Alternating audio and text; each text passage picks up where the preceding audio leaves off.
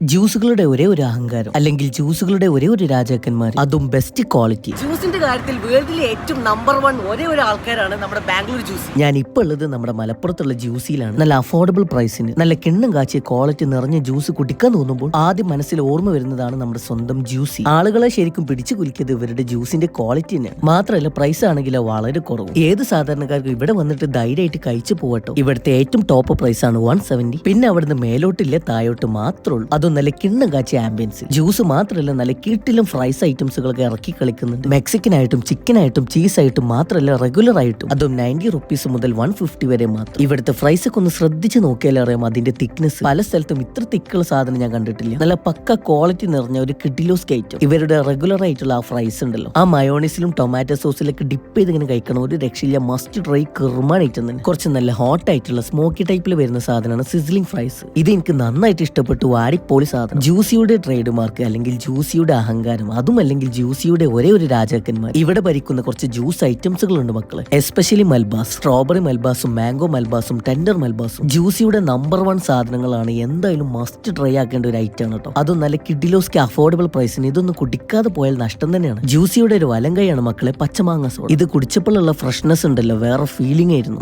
Must try ആയിട്ട്. ചെറിയ പൈസക്ക് നല്ല ക്വാളിറ്റി ഫുഡ് കഴിക്കണമെന്നുണ്ടെങ്കിൽ വേഗം പോകുന്നു നമ്മുടെ മലപ്പുറത്തുള്ള ജ്യൂസിയിലേക്ക്.